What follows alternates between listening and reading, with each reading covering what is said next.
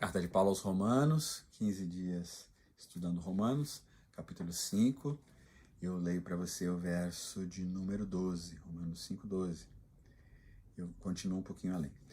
Portanto, da mesma forma como o pecado entrou no mundo por um homem, pelo pecado a morte, assim também a morte veio a todos os homens, porque todos pecaram.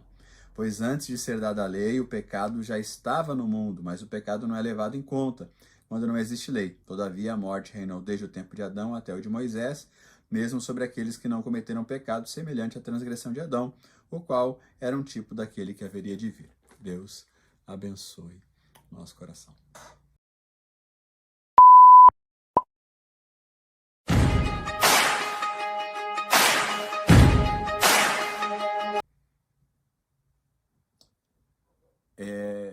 Tem muita coisa aqui de teologia para falar sobre esse versículo, mas hoje no devocional eu quero te convidar a entender a seriedade que é a Bíblia como verdade absoluta.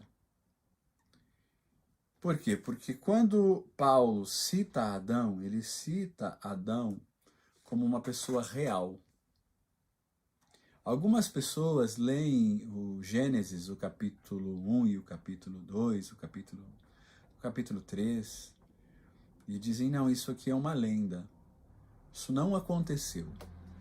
Isso é história da carochinha. A ideia de um Deus, de pecado, ela é uma ideia legal, filosoficamente, mas a prática isso não é real. Não funciona para mim. Não funciona para aqueles que se empenham em estudar a palavra. Se nós fugirmos da realidade do Gênesis, nós fugimos de toda a história da salvação. Jesus perde o sentido. É por isso que nós temos tantos ateus que se atentam a isso. Isso não é verdade, essas são lendas. Eles, inclusive, tentam usar histórias paralelas de outras religiões antigas e dizer, tá vendo? É tudo igual, tudo a mesma coisa, não é. Nossa crença é de que a palavra, a Bíblia, é um livro sagrado, santo, que as histórias, seja de Adão, seja de Moisés, seja a entrada na terra com Josué, sejam os juízes, elas são histórias verdadeiras. Elas aconteceram no tempo.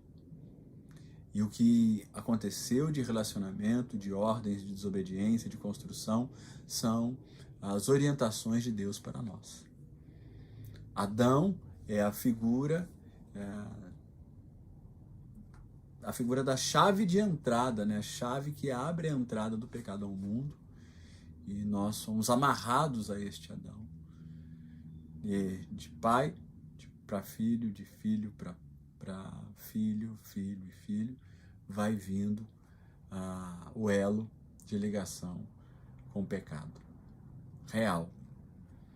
Muito pode se falar sobre esse trecho, mas o mais importante para mim é enxergar como Paulo está deixando bem claro que nós devemos ler a Bíblia como um absoluto, ler a Bíblia como realidade, enxergar as histórias com muita seriedade, não nos deixar levar pelas filosofias humanas e pelas conquistas humanas.